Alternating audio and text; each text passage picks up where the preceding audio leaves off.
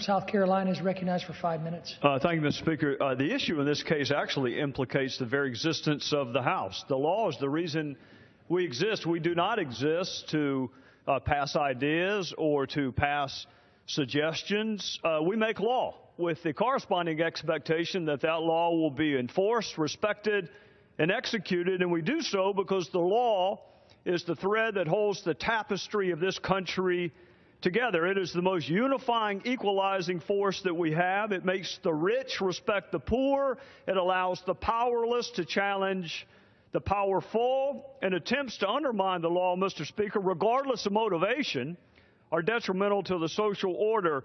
In 2014, President Obama declared unilaterally that almost 5 million unlawful immigrants would receive deferred action under some tortured definition of prosecutorial discretion. I can't help but note the word discretion means sometimes you say yes and sometimes you say no, but of course, the administration has never said no.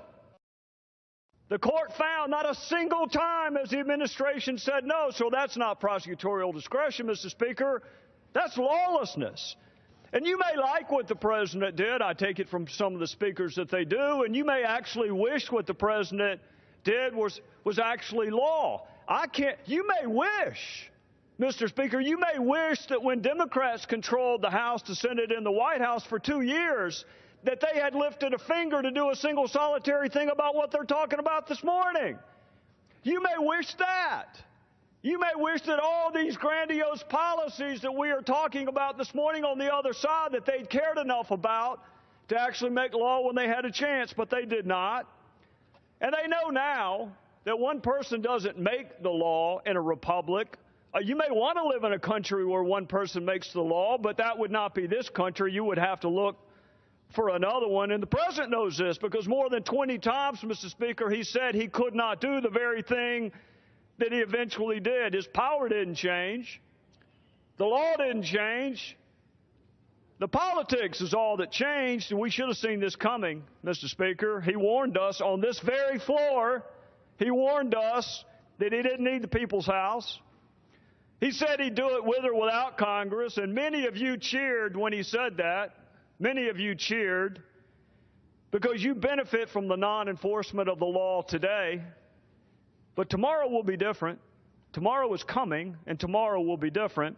Tomorrow you will cry out for the enforcement of the law. Tomorrow you will want others to follow the law. We are here, Mr. Speaker, because this administration violated one law in its haste to allow others to violate yet another law. The administration lost, and then they appealed. So here we are before the Supreme Court.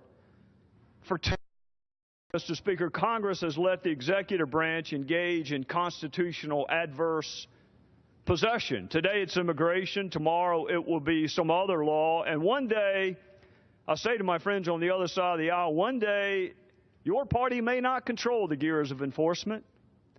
One day a Republican president might decide that he or she doesn't like a law and is going to ignore it and fail to enforce it. For more than 2 centuries, Mr. Speaker, the law has been more important than any political issue. It's been more important than any election. It's been more important, frankly, than any one of us. It binds us together and it embodies the virtues that we cherish, like fairness and equality and justice and mercy. And we symbolize our devotion to the law with this blindfolded woman holding a set of scales and a sword. And that blindfold keeps her focus on the law. But I want you to understand this, Mr. Speaker. Once that blindfold slips off, it's gone forever. You can want to put it back on, but it is gone together because once you weaken the law, good luck putting it back together. So once you decide that some laws are worth enforcing and some are not, once you decide that some laws are worth following and others are not, you've weakened this thing we call the law, and you have weakened it forever. Let me just tell you this. I'll say this, Mr. Speaker. It doesn't take any courage to follow a law you like. That doesn't take any courage. Following a law you like? What takes courage, which makes us different, is we follow laws even that we don't like. And then we strive to change them legally. That is the power and the fragility of the law. But once it is abandoned, it is weakened in the eyes of those who expect to follow it. I'll say this, Mr. Speaker, in conclusion. In the oath of citizenship that we require new citizens to take, could I have 45 more seconds? 2 minutes. The gentleman is recognized for 2 minutes. Thank you, Mr. Speaker. In the oath of citizenship that we require new citizens to take, and I'm sure the Speaker already knows this, and perhaps some of my colleagues on the other side may know this as well, but in that oath, it references the law 5 separate times. 5 separate references to this thing we call the law in the very oath that we want new citizens to take. 5 times in a single paragraph. Mr. Speaker, good luck explaining why new citizens should follow the law when those in power do not have to. Good luck explaining the difference between anarchy and the wholesale failure to enforce a law simply because you do not like it. Good luck stopping the next president from ignoring a law that he or she does not like. If the president can pick and choose which laws he likes, then so can the rest of us. And you have undermined the very thing that binds us together. So be careful what you do today. Tomorrow is coming. With that, I would yield back. Gentlemen, Tell me if you can tell me who the author of this quote is. Beginning with the development of a strategy, my role can be defined as helping our country to be ready for any kind of adverse public health event, including a response to any challenges the future may bring. Do you know who said that? Who? You did. That's exactly right. In Penn Medicine article. And your bio page says that you are the Secretary for Preparedness and Response, and your work has included evaluating public health preparedness, conducting 32 tabletop exercises on hypothetical crises such as smallpox, anthrax, botulism, plague, pandemic influenza. Another story on you and your career, which is an incredibly commendable career, said your job is to plan for the unthinkable. A global flu pandemic, she has a plan. A bioterror attack, she's on it. Massive earthquake, yep, she's got a plan. It's a mission that includes both science and a communication strategy. So I was sitting there, Dr. Lurie, thinking, here we have a doctor with an incredible background in medicine who also happens to have planned for crises like Ebola, whose job description also includes communication strategy. So why in the hell did the president pick a lawyer to be the Ebola czar and not you? So I appreciate your questions. Before I answer your question, can I take just one moment to clarify my answer about the quarantine question, because I think I didn't understand it fully. CDC has ample quarantine authority to do what it needs to do. I think and it's used those authorities many, many times.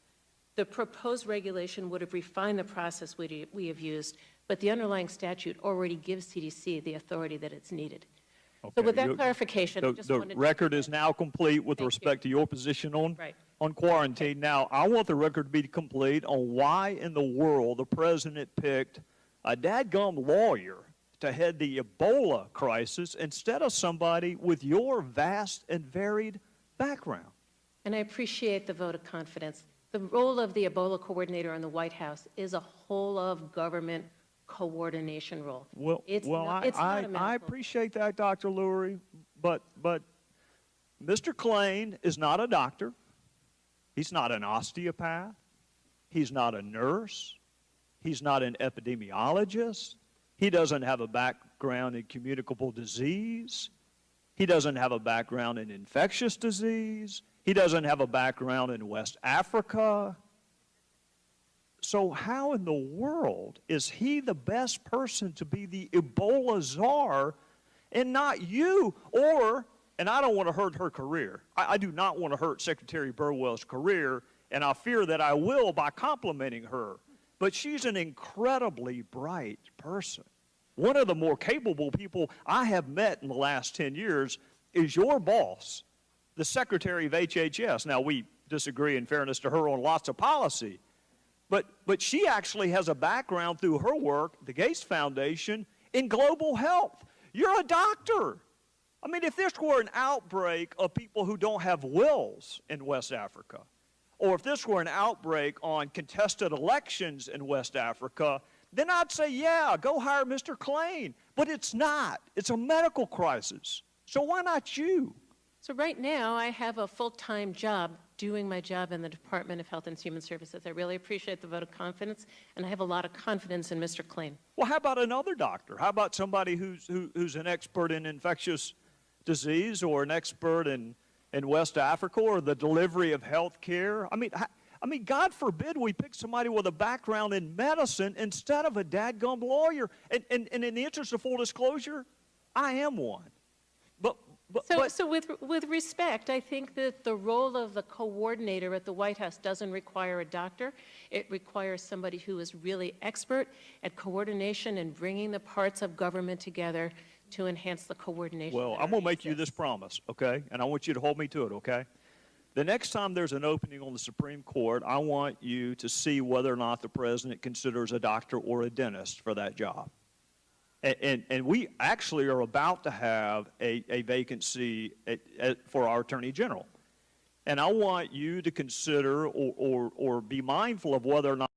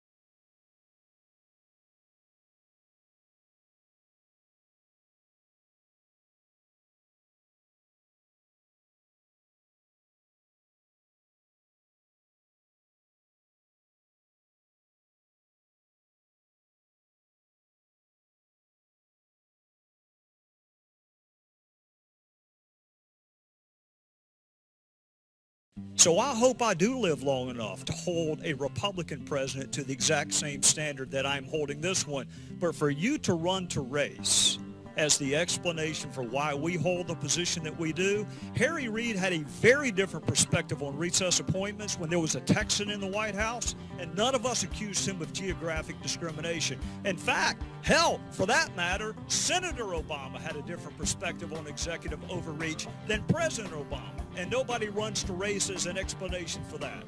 So I would just caution you to be careful when you try to import motives to people. Do you think not being a politician is a defense? And is that your defense this morning? I mean, I know initially you said that you offered these comments at a conference. I think you meant conferences, plural, but you said conference when you went on a very obscure television show and initially apologized for what you said were inappropriate comments. And now today your defense is that you're not a politician. Is that the best you can come up with? Who in Libya were we to call? Who? Mr. Cummings' point is a wonderful point. It was so good the 1999 ARB made the recommendation. Make sure the host country is aware of its obligations. Who did we call in Libya? Question, sir? Yeah, when I pause, that's generally an indication I'm waiting on you to answer, but I'll make it more clear in the future. So you're a professor at MIT and you're worried about not looking smart enough? Yes. Well, you succeeded, if that was your goal. You see a trend developing here, Professor Gruber? I don't understand the question. It's a lot of stupid quotes you've made. That's the trend. And what I'm struggling with is whether your apology is because you said it or because you meant it.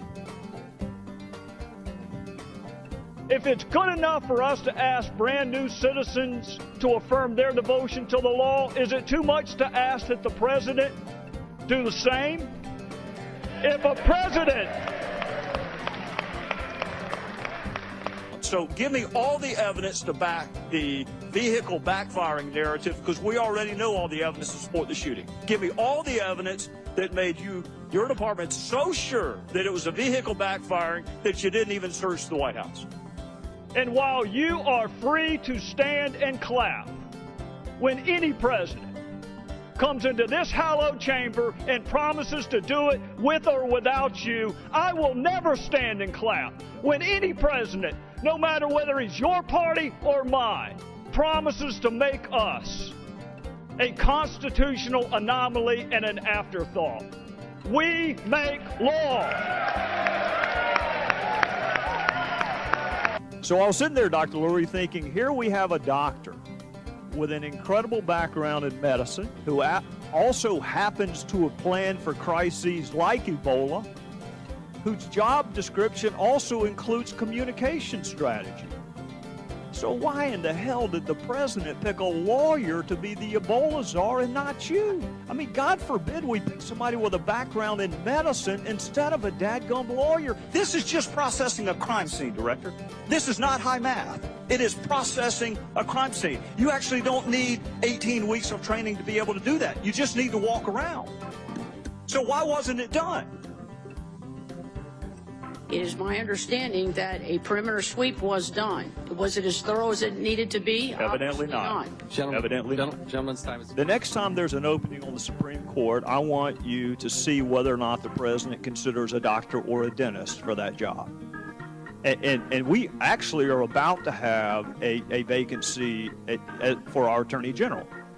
And I want you to consider or be mindful of whether or not he considers maybe like a tattoo artist to be our next Attorney General. I promise he will not. He will pick a lawyer for the Supreme Court, and he will pick a lawyer to be the head of the Attorney General of the Department of Justice. I'm just lost as to why he wouldn't pick somebody with a medical or healthcare background to be the Ebola czar. I wish I saw the connection here, but that's... I'll give you the connection. Lois Lerner just referred to conservatives as an obscene body part, and she said we were crazies and likened us to terrorists. Well, Mr. Chairman, if... You are not recognized. The gentleman from Georgia is not recognized. Well, would the gentleman yield? No, sir, I will not. They actually, my understanding, like our criminal investigation... You should go back. It might be the same people who gave you the understanding that you were confirmed that the tapes don't exist. So my advice is to be very careful who you take your advice from. And I'm going to say this in conclusion, Mr. Koskin, I really could not believe the colloquy that you had with one of our colleagues about the morale at the IRS. It takes a lot to stun me, but that stunned me. Here's a piece of advice I would give. If the folks like Lois Lerner and others would have spent more time working on the backlog, more time working on their caseload, and less time targeting groups, and less time trying to overturn Supreme Court decisions they didn't agree with, maybe morale would be better, and maybe their backlogs would be lessened. Would the gentleman yield? I'd be thrilled to. Now recognize the gentleman from South Carolina, Mr. Gowdy. Thank you, Mr. Chairman. Good morning to all of our witnesses. Ms. Barr, you previously testified that the former secretary's email arrangement with herself was not acceptable. Those are the words you used, not acceptable. What made it not acceptable to you? I thought that I know that in my oral statement today I was talking about it. Our backlogs were not acceptable, but I think that in my former testimony that was being asked if I thought in general it was okay to use if any employee would use a private email account. Right. No, you're exactly right. It was in response to a question when you testified before the Senate. And I'm sure the circumstances were, was it okay to exclusively use personal email with which to conduct public business? And you used the phrase not acceptable. So I'm not asking about the backlog. I'm asking about the exclusive use of personal email with which to conduct public business. What makes it not acceptable? What we want to make sure that we do under the Federal Records Act is to capture official records so that they are available to be history of what we do and how we come to those decisions. We don't like for records to be separated from the agency. So we were very pleased to have these records back in our possession so that they're part of our collection and that we can make them available to the public. Do you recall why former Secretary Clinton said she availed herself of a personal server and used exclusively personal email? Do you recall the explanation given? Or have you been given an explanation for why she went that route? I can't speak to that authoritatively. My understanding is that the Secretary said that she did it as a matter of convenience. And you know what? I don't know that personally. So. Well, that's my understanding too, in part because that's what she said. I guess my next question would be, if it was solely for convenience, why not return the records the day you separated from the State Department? I have no information on that, sir. Has she provided any explanation for why she retained care, custody, and control of those public records for almost 2 years after she separated? I'm not aware of that, sir. Do you know what prompted now? Do you know what prompted the former secretary to return those public records to the public domain? We sent a letter to Secretary Clinton as well as to Secretaries Rice, Powell, and Albright, and asked them if they had any records that they might have been generated on non-department systems that should be part of our official records. How were you able to comply with FOIA requests in that almost 2-year interim between the time you wrote the letter and the time that she retained care, custody, and control of all of those public records? Sir, emails are not the only records. Right, but it's part of the record. So if you received a FOIA request that would have included emails, how would you have been able to comply with that FOIA request, given the fact that you had neither care, custody, nor control of those records? Well, we would still search all of our records, and we would still look at things like cables, decision memos, other types of documents that we keep to provide a record of what we do, agendas. So you would have given what you had, but you would have made no representation that what you provided was complete, because necessarily it could not have been complete because you didn't have the full panoply of public records. Well, we always look at what we have, sir. Right. You can't give it if you don't have it, which then raises the next question I have. I was listening to my friend from Maryland and my friend from Virginia make note of the fact that the former secretary did return emails. What guarantee can you give my fellow citizens that what you have now is the complete public record? Have you been through all of her records to determine what's public and what's private? We are processing them now, and I know we have not completed our review. You're processing what was originally on the server, or are you processing what she provided to you? We are processing what she provided to us. Do you know what mechanism she would have gone through to determine herself what was public record and what was private, or what may have been a mixed use? Do you know who made that initial determination for the former secretary? She has told us that she erred on the side of inclusion. Did she tell you that she personally reviewed all of the emails, or did she retain counsel to do so? I'm not aware of whether she personally did it or if she retained counsel. Well, I thank you for answering my questions. I am over time. Suffice it to say, I have a number of additional questions in this area, and perhaps at some point I'll be able to ask them to you. Gentlemen, But just for a moment. I'm out of time, but if the chairman says I'm not, then I'm not. Just one question. Ms. Barr, what emails are you processing for Secretary Powell, Secretary, and Secretary Rice? You said you're processing emails. Oh, for Clinton. Yeah, I mean, but what emails are you processing for Secretary Powell? And listen to me, Secretary Powell. Any? No. Are you processing for any for Secretary Rice? No. All right, thank you. You're back. I'll recognize the gentleman from North Carolina for 5 minutes. Thank you, Mr. Chairman. I would like to yield my time to the gentleman from South Carolina. I thank my friend from North Carolina. Ms. Barr, I appreciate you talking with me earlier. I want to pick back up where we were. I was seeking some level of assurance from you, to the extent that you could give one, that what was produced to the State Department did in fact represent the full universe of what would be public records. And again, I have no interest in private documents. I really could care less.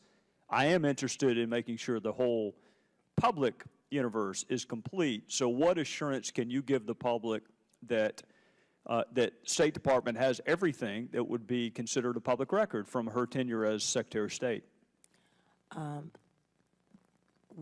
She has assured us that she gave us everything she had, and like we do with other federal employees, we have to depend on them to provide that information to us. So we have the documents, and you know, we've accepted her assurance that she's given us everything that she had that should be a part of our official records. Well, you mentioned other federal employees, which got me wondering, and I wrote down a list of some of the other cabinet level folks that I have worked with in my time here. Attorney General Holder, did he have his own server? Are you asking me? I'm asking whoever can answer it. Well, I can let you know that Attorney General Holder used an official DOJ account. He did. How about new Attorney General Lynch? Does she have a personal server? Same as well. She's using an official DOJ account. What about President Obama? Is there any indication? Because if you're going to pursue the theory of convenience, I can't really imagine a busier person on the globe than President Obama. Did he have his own personal server? Ms. Barr? I have no knowledge. Well, the reason I'm asking is because you said that you're doing it the exact same way you would with any other public official, and my point is because of this arrangement that the former secretary had with herself, you're not in a position to do it the same as you would with any other public official, because Vice President Biden and President Obama don't have their personal attorneys going through their emails to decide what to return and what not to return. I assume in your position is an apolitical, non-political, unbiased position. Am I correct in that assumption? Yes, sir. And I believe the Department of State has an Inspector General. Am I right? Yes, and we've asked the Inspector General to look into some of these issues. We are cooperating with them. I know you have, and I didn't mean to suggest otherwise. Do you know who nominated the current Inspector General? I don't have that information at my fingertips, but I can get back to you. You don't have to, because it was President Obama. Do you know who controlled the Senate when he was confirmed? Do you know what the vote was? It was unanimous. No, I knew you were going to give me that information. It was unanimous. Those may be the only questions I can answer today, but I do know the answer to those two. President Obama nominated the current Inspector General, and he was unanimously confirmed by a Senate controlled at the time by Democrats, which makes me think that he, like you, is a neutral, detached arbiter who is solely interested in separating what should be in the public domain from what should be purely personal. So why not let the Inspector General look at all the records just to make absolutely sure, and that way we're not in a position of having to take someone's lawyer's word for it. Why not do that? Well, it was my understanding that, you're talking about the email collection, not the entire process? No, I'm talking about, I mean, you have been put in the position of having to take a lawyer's word that you have all the public records. And perhaps it's just the cynicism of actually being a lawyer. I'm just wondering who with a fiduciary duty to the public can make sure that the public record is complete. Instead of the former secretary hiring an attorney to do it, why can't the attorney that works for all of us? Why can't the Inspector General do it? So you're asking me, why can't the Inspector General make the determination of whether we received all of the emails? Yes. I really can't speculate on that. Well, I'm out of time. Hopefully I'll get some more time, and we can speculate together after that. I yield back to the chairman. Brett, did you hear the president say there was not a smidgen of corruption? I've heard that he said that, yes, sir. Ms. Garrison, did you hear the president say there was not a smidgen of corruption? And let me just translate that, because smidgen's not a legal term. I assume he meant scintilla, and I assume he meant criminality instead of corruption. How was he able to make that conclusion? Neither of you have been interviewed by the Bureau, have you? No, sir. And according to Mr. Sekulow, of his 41 clients, 3 have been interviewed, or 3 were asked to be interviewed. Right. Not interviewed yet. Okay. 0 of 41 have actually been interviewed. Correct. All right. So the president says there's not a smidgen of criminality or corruption. Do either of you remember seeing a witness named Lois Lerner sitting at the very table y'all are sitting at? Do you remember her invoking her Fifth Amendment privilege, the same privilege that she targeted some of your groups for trying to educate people about? Some of your groups just want to simply educate people about the Constitution, the one that she availed herself of the very second she was exposed to criminal investigation. So how can the president say there's not a smidgen of criminality when Lois Lerner invoked the Fifth Amendment? 41 witnesses haven't been interviewed, including the 2 that are here right now. How can he possibly draw that conclusion? Good question.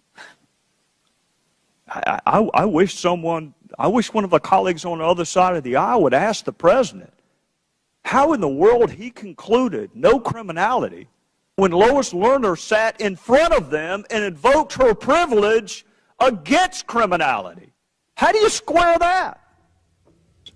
I understand why she invoked her Fifth Amendment privilege. I don't understand why in the hell the President of the United States would prejudge an investigation I don't either. before any of your clients were interviewed, before either of these 2 victims, and I know you don't like that word, but I'm using it in the criminal sense of the word, before either of these 2